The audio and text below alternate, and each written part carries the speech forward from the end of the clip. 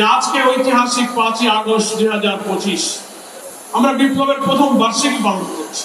একটা আনন্দ উজ্জ্বল একটা চমৎকার পরিবেশে, কিন্তু আবু সাইদ মুগ্ধরা নেই। পুলিশের এপিসি কারেন্ট কোর্ট থেকে গুলি করে নির্মমভাবে হত্যা করে যে লাশ ফেলে দেওয়া হয়েছে এখানে, সেও বেঁচে থাকলে আজকের উৎসবে শরীর হতো। হেলিকপ্টার থেকে গুলি করে শিশু সহ যে মানুষদের হত্যা করা হয়েছিল, নিহত লাশগুলো পুড়িয়ে আগুনে ছাই করা হয়েছিল, আজকের এই বিজয়ের বার্ষিকীতে সেই সব নির্মম নিষ্ঠুরতার সকল জুলাই যোদ্ধাদেরকে আমরা গভীর শ্রদ্ধার সাথে স্মরণ করছি। হাজার হাজার ছাত্র ছাত্রী, নারী পুরুষ শিশু হঠাৎ, দিনমজুর মুটে মজুর কলি হঠাৎ যা হত হয়ে কাতরাচ্ছে, কেউ বিদেশে, কোনো চোখ নাই, মাথার কাগজ নাই, হাত নাই, পা নাই। আমরা যখন ডাকি স্টেশনে করে এক পা ঘোরাতে ঘোরাতে আমাদের মাঝে এসে শহীদদের পিতা মাতার কান্নায় আমরা কোনো সান্ত্বনা দিতে পারি না।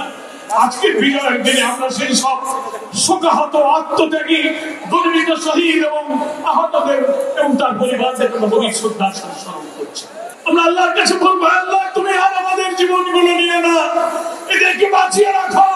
নতুন বাংলাদেশের স্বপ্ন এদেরকে বাস্তবে দেখে জানার তৌফিক দাও। এরা যেন বেঁচে থাকে, এরা যেন সুস্থ হয়, সক্ষম হয়। আজকের এই দিনে আমরা আমাদের প্রিয় আমিরে জামাতের জন্য দোয়া করব, যিনি এই জুলাই আন্দোলনের সময় মূল পরিকল্পনায় সারা বাংলাদেশকে ইসলামী আন্দোলনের কর্মীদেরকে ফাঁসিবাদ বিরোধী সংগ্রামে ঝাঁপিয়ে পড়ার নির্দেশ দিয়েছিলেন। সেই ডাক্তার শফিকুর রহমান অসুস্থ অবস্থায় এখন হাসপাতালে আছে। দেশের এবং প্রবাসের কোটি কোটি মানুষ তার জন্য দোয়া করেছেন, অস্ত্রসিক্ত হয়েছেন। আমরা আমাদের রবের কাছে প্রাণ ভরে শুকরিয়া জানাই। আমরা যতটা তাড়াতাড়ি তার সুস্থতার কামনা করেছিলাম, নির্ভুল চিকিৎসার আশা করেছিলাম, আল্লাহ তাআলা আমাদের আশার চেয়ে অতি দ্রুত তাকে সুস্থ করে দিচ্ছেন। আলহামদুলিল্লাহ।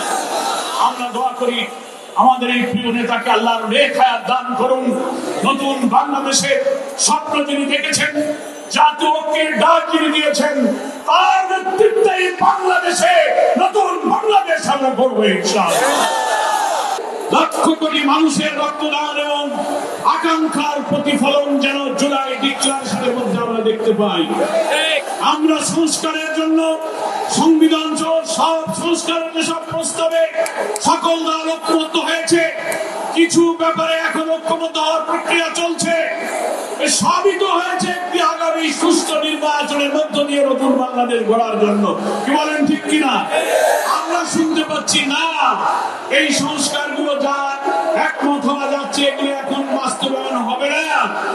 ক্ষমতায় যাবে নতুন সরকার, 2 বছর পর এগুলো বাস্তবায়ন করা হবে। আপনারা কি সেই জন্য রক্ত দিয়েছেন?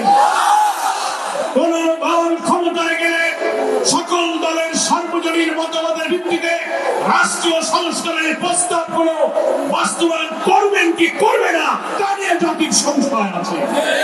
ইতিমধ্যেই গণমাধ্যমে কোন বড় বড় দলের কোন নেতা কথা বলে ফেলেছেন, সংস্কারের যা লেখুক যাই মানাক, আমরা ক্ষমতায় গিয়ে সব লেখা আমরা মুছে ফেলে দেবো, বলেছেন না আপনারা?